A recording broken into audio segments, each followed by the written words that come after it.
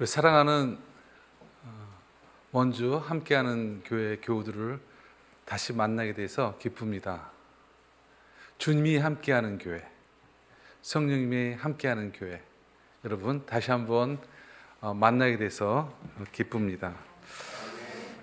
저는 필리핀에서 22년째 선교 사역을 하고 있는데요. 이거 좀 이따 보여주면 돼요.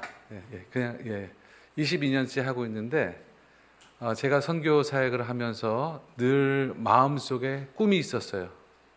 어떤 꿈이었냐면 사람들의 심장에다 교회를 세워야 되겠다. 땅 위에다 교회를 세우는 게 아니라 사람들의 심장에 교회를 세우고 그 움직이는 교회를 통해서 하나님의 나라를 전파해야 되겠다. 오늘 이렇게 여러분들 주보를 보니까 사람이 교회되는 원주 함께하는 교회, 서로 다른 공간에 있지만 정말 하나님의 나라를 위해서 함께 기도하며 또 협력하며 사람이 교회되는 교회를 향해 가는 원주 함께하는 교회 여러분, 다시 한번 만나서 반갑습니다. 우리에게 잘 알려진 그 영성 신학자가 있는데 헨리 나우엔이라는 사람이 있어요. 이분이 장애인 공동체에 가서 6개월 동안을 봉사한 거예요. 장애인 공동체에 가니까 다양한 장애인들이 있는 거예요. 그리고 자기가 그들을 보면서 너무너무 가슴이 아팠대요. 하나님, 정상적인 몸으로 살아가기도 힘든데 이렇게 많은 사람들이 장애 속에서 살아가는데 얼마나 힘들겠습니까? 6개월 동안 장애인들을 보면서 너무너무 가슴이 아팠대요. 그런데 6개월 됐을 때 그에게 깨달음이 있었어요. 저 사람들은 신체적인 장애를 겪고 있는데 자기는 영적인 장애인이었다. 영성 신학자였던 사람이 그렇게 얘기를 해요. 여러분, 과연 우리의 영적인 모습은 어떨까요? 우리가 주님 앞에 나올 때마다 나 자신의 내면을 봐야 돼요. 과연 나는 누군가? 늘 예배 드리고 또 하나님 앞에 기도할 때마다 내 자신이 과연 누군지, 내가 어떤 존재인지.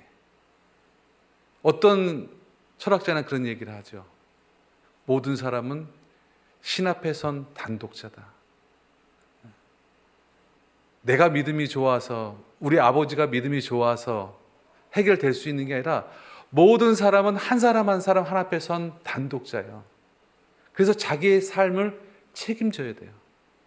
아버지가 믿음이 좋고 엄마가 믿음이 좋기 때문에 나도 좀 도움을 되겠다. 그렇지 않습니다. 신 앞에 선 단독자로서 우리는 살아가야 돼요. 늘 신 앞에 선 단독자로서 내가 어떻게 살아갈 것인가 고민해야 돼요. 제가 젊었을 때 좋아하던 가수가 있었어요. 근데 이 사람이 철학 공부를 했는지 모르지만 그 내용들을 보면은 굉장히 철학적인 내용들을 실존적인 얘기를 많이 해요. 하덕규라는 사람. 내 속에 내가 너무 많아. 그래서 당신이 쉴 곳이 없네. 내 속에 내가 너무 많아서 어쩔 수 없어요. 가만히 보면 내 속에 너무 내가 많은 것 같아요. 짧은 순간에도 얼마나 우리 생각이 왔다 갔다 하는지. 껍질 속에 내가 살았네. 껍질이 난지 내가 껍질인지도 모르게. 여러분, 우리가 살아가면서 순간순간 바쁘고 또 너무너무 정신없이 살아가지만 늘 자신의 내면을 봐야만이 우리가 영적으로 하나님 앞에 건강한 모습으로 살아갈 수가 있습니다. 신학자이면서 철학자였던 키에르 케고르라는 사람이 있어요. 그 사람이 얘기했던 것 중에 죽음에 이르는 병. 죽음에 이르는 병이 뭘까요? 육체적인 병을 얘기할 수도 있겠죠. 근데 키에르 케고르는 육체적인 병을 이야기하지 않고 영적인 병을 얘기해요. 하나님과 단절된 삶. 여러분, 하나 없이도 잘 살 수 있잖아요. 그렇죠? 교회 안 나와도 상관없잖아요. 코로나 상황 속에서 한 2년 동안 교회 안 나와도 큰일 안 당하죠. 그러나 나도 모르는 사이에 깊은 병에 빠질 수 있다는 얘기예요. 하나님과 단절된 삶이 결국 우리의 삶을 죽음으로 몰아갈 수 있다는 얘기입니다.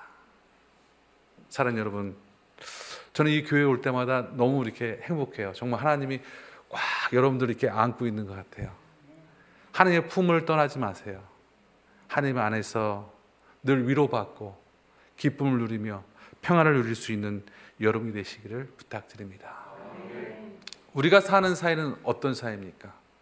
아마 많은 사람들이 제각기 우리가 사는 사회는 이렇습니다라고 표현할 수 있을 것 같아요. 근데 어떤 분이 그런 얘기 하더라고요. 우리 사회는 풍요로운 사회인데 불화한 사회. 풍요로워요. 그런데 화목하지 못한 사회래요. 제가 어렸을 때 굉장히 어려웠죠.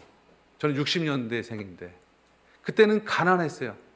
가난한데 화목한 시대였어요. 가족끼리 정말 서로 위하고 정말 콩 한쪽에서 나눠 먹을 수 있는 그런 마음이었어요. 근데 지금은 어떻습니까? 그렇지 않아요.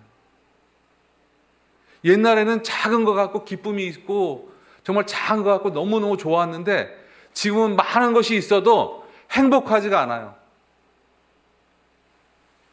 어렸을 때는 경제 문제만 해결되면은 행복은 자연히 올 거라 생각했는데 경제 문제가 해결됐는데도 뭔가 우리의 마음이 가슴이 뻥 뚫리고 허전한 삶이 바로 우리의 삶이 아닙니까? 어렸을 때 제가 생각하면 정말 너무 행복했던 것 같아요. 5원짜리 수영장 가서 수영하고 끝나고 나면 아이스크림 하나 탁 먹고 짜장면 한 그릇 뭐 졸업식 때 먹고 또 어떨 때는 그 짜장면 먹고 싶어갖고 제가 살던 그 동네가 신당동이었는데 중앙시장까지 어렸을 때 걸어가요. 그러면 노동자들을 위해서 100원짜리 짜장면을 20원, 30원에 팔던 데가 있었어요. 그럼 그걸 딱 먹으면 너무 환상적이야. 말로 표현할 수 없어. 지금은 너무 좋은 거, 너무 많은 것들을 갖고 있음에도 불구하고 별로 기쁨이 없어요. 우리나라가 OECD 국가에 가입이 됐는데 OECD 국가에 가입되면 잘 사는 나라죠. 잘 사는 나라죠. 근데 자살률이 제일 많아요. 아니 잘 살면 모든 게 해결될 것 같은데 거꾸로 자살률이 가장 많은 나라가 됐어요.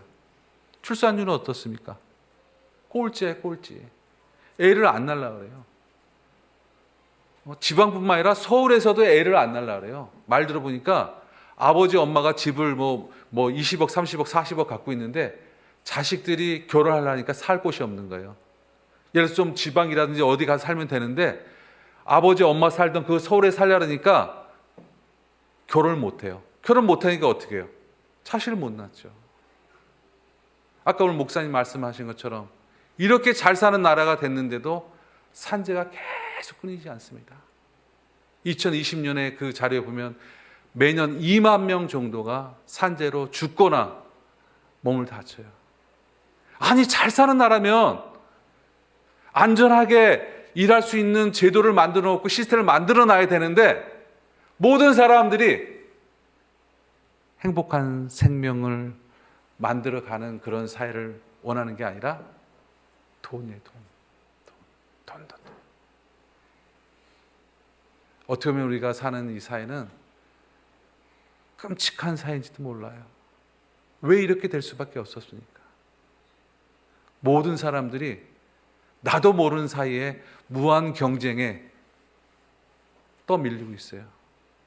옛날에는 회사 대 회사, 국가 대 국가가 경쟁했다면 이제 개인 대 개인이 경쟁하는 각자 도생할 수밖에 없는 교회 왔을 때는 기도하고 예배 드리지만 나가면 또 치열하게 누군가를 경쟁해서 이겨야 되는 그 시대가 바로 우리가 사는 그런 시대입니다. 여러분, 정말 어떻게 보면은 잘 살기는 잘 사는데 너무나 힘들고 어려운 시대를 우리가 살고 있는지 아닌가 생각하게 됩니다. 오늘 본문 말씀 우리가 다시 한번 함께 보겠습니다. 요한복음 5장 1절. 그 후에 유대인의 명절이 있어 예수께서 예루살렘에 올라가시니라. 예루살렘에 예수님께서 명절 때 올라가셨어요. 예루살렘에 있는 양문 곁에 히브리 말로 베데스라는 못이 있는데 거기에 행각 5이 있고, 이 베데스라는 말은 은총이에요. 은총, 자비. 다시 말해서 자비의 연못, 은총의 연못이에요. 여러분, 이 연못이 과연 자비의 연못인지 은총의 연못인지 다음 구조를 보면서 우리가 함께 생각해 보도록 하겠습니다. 행각 5이 있는 그곳에 많은 병자, 소경, 절룩발이, 혈기 마른 자들이 누워 물이 동함을 기다리니, 각양각색의 질병에 노출된, 병에 노출된 사람들이 있는 거예요. 근데 그 사람들이 거기 있었던 이유 중에 하나는 뭐냐면 물이 움직이기를 기다리기 위해서 있었던 거예요. 왜 물이 움직이기를 기다렸을까요? 4절에 이는 천사가 가끔 모세에 내려와 물을 동하게 하는데 동한 후에 먼저 들어가는 자는 어떤 병에 걸렸든지 낫게 됨이더라. 여러분, 물이 동할 때 물에 들어가면 다 낫는 게 아니라 누가 난다고요? 네? 먼저 들어간 사람. 2등 치료돼야 안 돼요. 3등 은총의 연못이에요. 여러분 생각해 보세요. 우리 권사님이세요? 권사님, 은총의 연못이에요? 경쟁의 연못이에요? 경쟁의 연못이죠. 은총이라고 생각하고 이 사람들은 모여들었는데 재빨리 먼저 들어가는 사람만 나을 수 있는 연못이에요.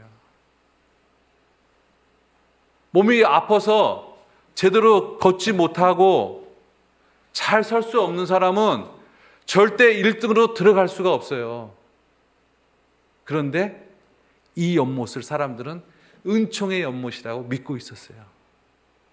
하나님의 은혜는 특정한 사람에게만 주어지는 것이 아니라 비가 오듯이 햇빛이 비치듯이 악하거나 악하지 않거나 모든 사람에게 주어지는 것이 하나님의 은총이에요. 그럼에도 불구하고 오늘 이 본문은 은총이라는, 자비라는 그 모습으로 경쟁을 유도하는 그러한 모습이 나오고 있습니다. 거기 38년 된 병자가 있더라. 여러분, 38년 된 병자 한번 생각해 보세요. 저는 요즘 막 갑자기 한국에 나왔는데 이 뭐랄까 후두에 통증이 막 신경이 와갖고 막 따끔따끔하니까 죽겠더라고요. 힘들고 잠도 제대로 못 자고. 근데 38년 동안 그 병자로 있었다는 걸 한번 생각해 보세요. 너무너무 아픈 거죠. 너무너무 아프고 가슴 아픈 거죠.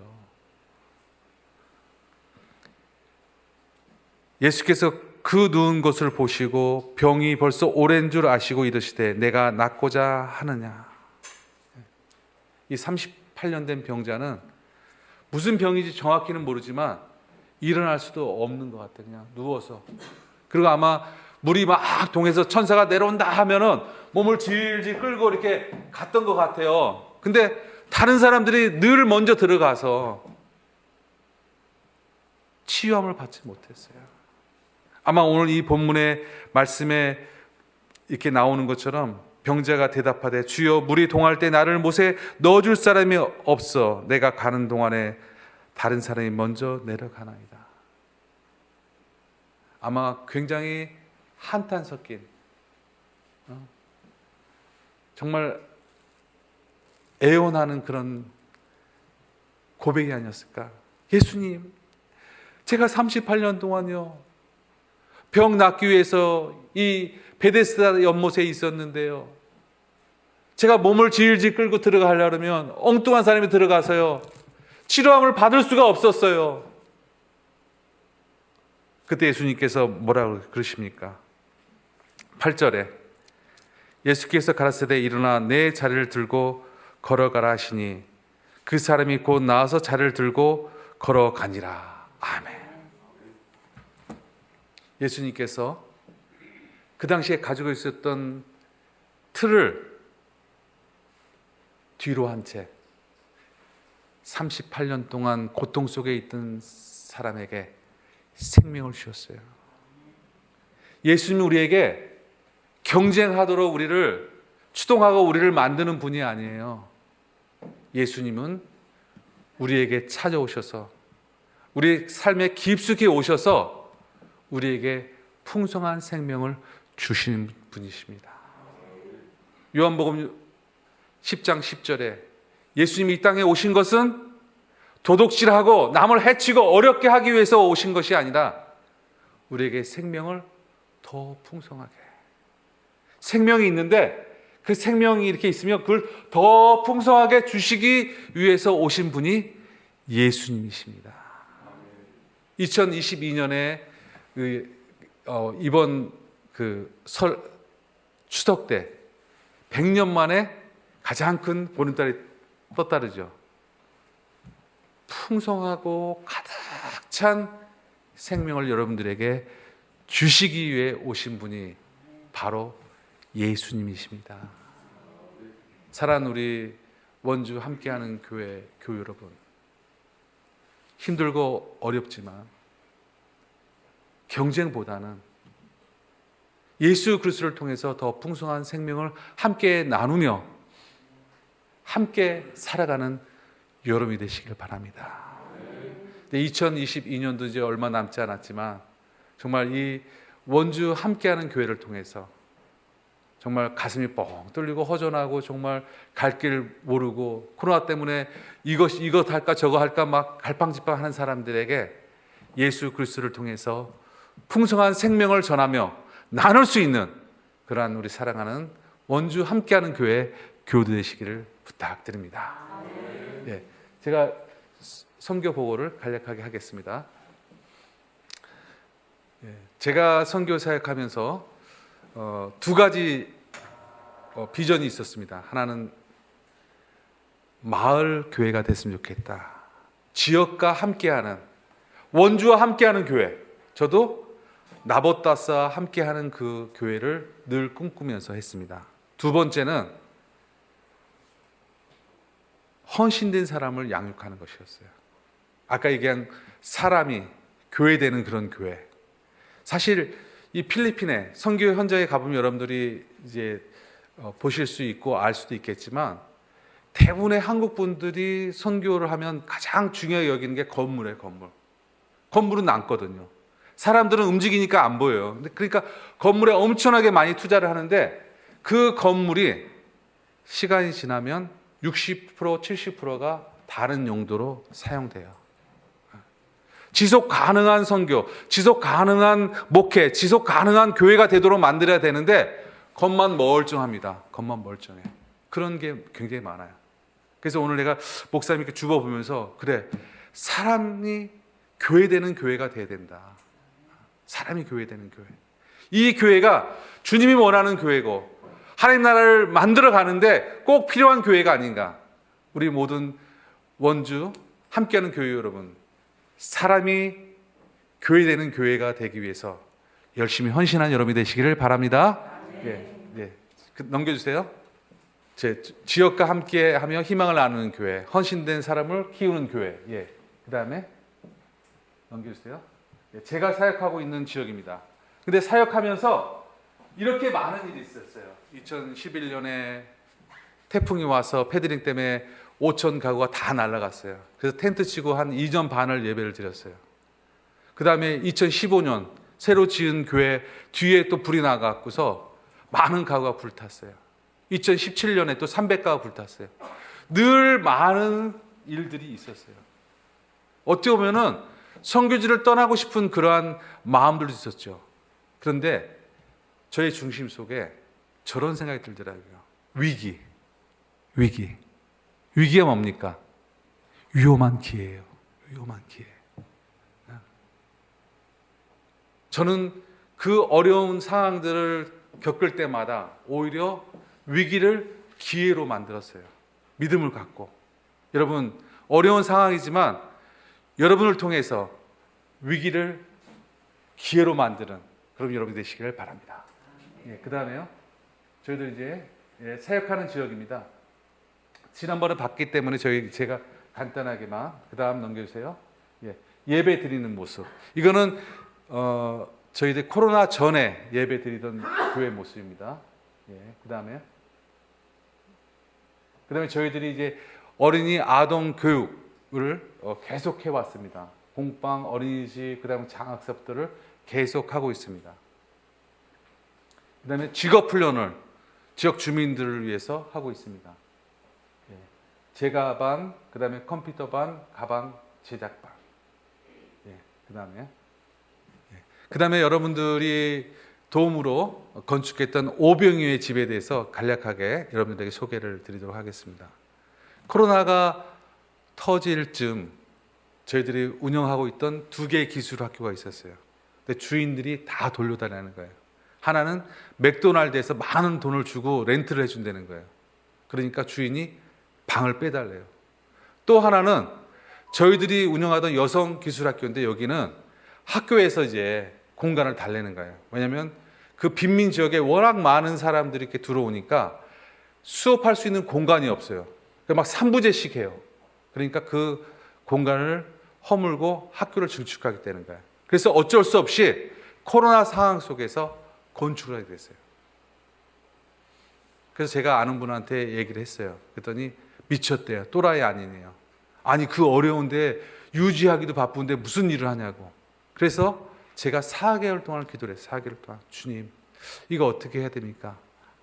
계속 4개월 동안 기도하는데 마음속에 그 광야에서 예수님 말씀 전할 때 먹을 것이 없을 때 어린아이가 보리떡 5개, 물고기 2마리 드렸잖아요. 그 어린아이의 모습이 계속 연상되는 거예요.